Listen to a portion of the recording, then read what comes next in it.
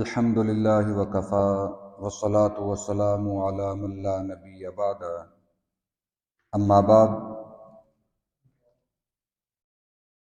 سیدنا عبداللہ بن مسعود رضی اللہ تعالی عنہ بیان کرتے ہیں کہ نبی کریم صلی اللہ علیہ وسلم نے فرمایا من حلف علی مال امرئ مسلم بغیر حقہ لقی اللہ وہو علیہ غضبان۔ جس شخص نے کسی مسلمان کے مال کے متعلق ناحق قسم کھائی، جھوٹی قسم کھائی کہ یہ مال میرا ہے، تو وہ اللہ تعالیٰ سے اس حال میں ملے گا کہ اللہ اس پر غضبناک ہوگا، اس سے ناراض ہوگا۔ حضرت عبداللہ رضی اللہ تعالیٰ عنہ بیان کرتے ہیں کہ پھر رسول اللہ صلی اللہ علیہ وسلم نے اس بات کی تصدیق کے لیے قرآن کریم کی ایک آیت مبارکہ ہمیں پڑھ کر سنائی۔ یہ سورہ آل عمران کی 77 نمبر آیت مبارکہ ہے۔ اس میں بھی اس بات کا ذکر ہے، ان الذین یشترون بعہد اللہ وایمانہم ثمنا قلیلا اولئک لا خلاق لهم فی الآخرہ ولا یکلمہم اللہ ولا ینظر الیہم یوم القیامہ ولا یزکیہم ولہم عذاب علیم۔ اس کا مفہوم یہ ہے کہ بے شک وہ لوگ جو اللہ تعالیٰ کا عہد اور اپنی قسمیں کم قیمت پر بیچ دیتے ہیں،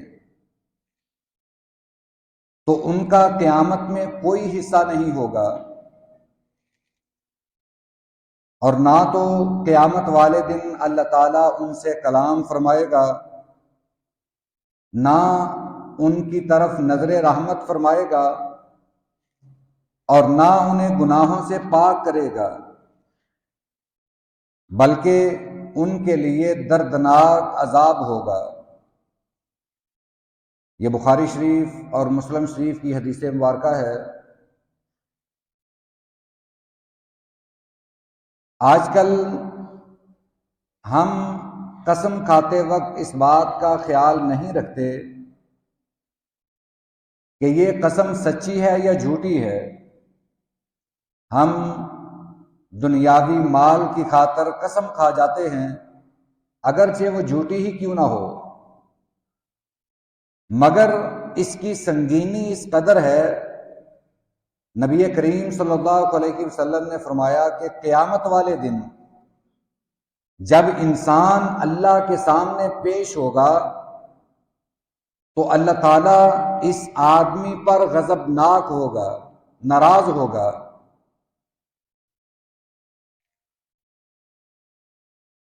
دیگر روایات میں اس بات کا بھی ذکر ہے،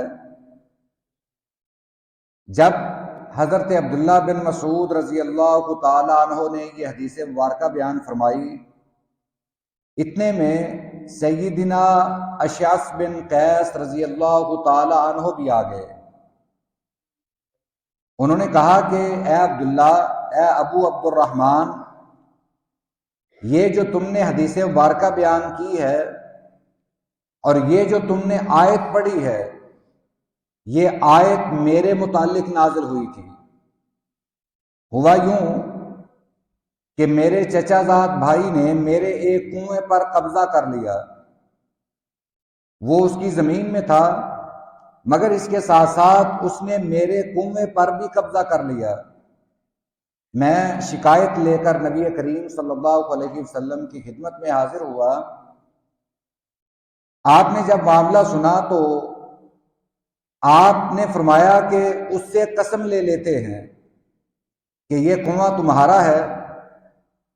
حضرت اشعث رضی اللہ تعالی عنہ عرض کرنے لگے اللہ کے رسول وہ تو آدمی ایسا ہے کہ جھوٹی قسم بھی کھا لے گا، اس کے لیے قسم کھانا کوئی مشکل نہیں، وہ تو جھوٹی قسم بھی کھا لے گا۔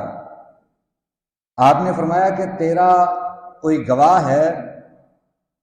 وہ کہنے لگے کہ اللہ کے رسول میرا تو گواہ بھی کوئی نہیں، نہ میں یہ چاہتا ہوں کہ وہ قسم کھا کے میرا کنواں غصب کر لے۔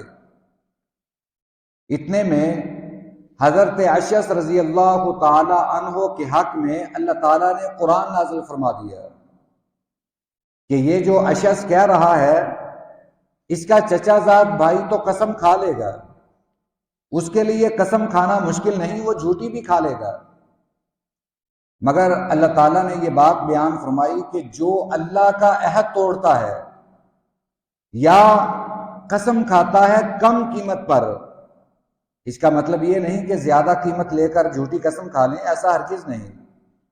دنیا کا سارا مال دے کر بھی آدمی قسم کی قیمت ادا نہیں کر سکتا۔ جو اللہ کی نعمت ہے یا جو اللہ کی تخلیق ہے اس کی قیمت ادا نہیں کر سکتا، اس لیے فرمایا کہ وہ کم قیمت پر اللہ کا عہد بھی توڑتا ہے، جھوٹی قسمیں بھی کھاتا ہے۔ تو اللہ تعالیٰ نے فرمایا کہ کل قیامت والے دن یہ اس حال میں مجھ سے ملے گا، میں نہ تو اس کی طرف نظر رحمت فرماؤں گا، نہ میں اس سے کلام کروں گا، نہ اسے گناہوں سے پاک کروں گا، بلکہ اس کے لیے دردناک عذاب ہوگا۔ اب یہ ہمیں سوچنا ہے کہ کہیں زندگی میں ہم نے جھوٹی قسم تو نہیں کھا لی۔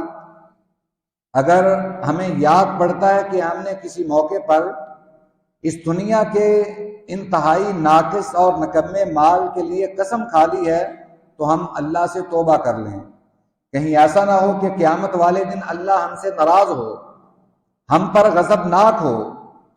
نبی کریم صلی اللہ علیہ وسلم کا یہ فرمان ہے کہ جو شخص جھوٹی قسم کھاتا ہے کسی مسلمان بھائی کا مال غصب کرنے کے لیے تو اللہ تعالیٰ کے ہاں وہ اس حال میں پیش ہوگا کہ اللہ اس پر بہت سخت ناراض ہوگا۔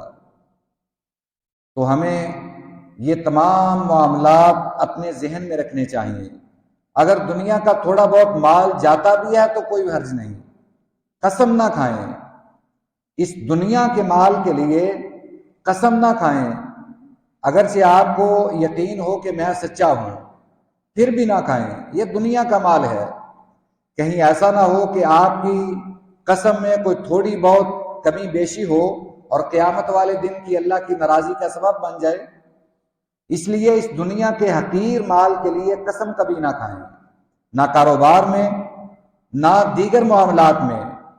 یہ بہت سنگین جرم ہے جو جھوٹی قسم کھاتا ہے، اس سے ہمیں ہر صورت بچنا چاہیے۔ اللہ تعالیٰ سے دعا ہے اللہ ہمیں اس سنگین جرم سے محفوظ فرمائے۔ وآخر دعوانا ان الحمد للہ رب العالمین۔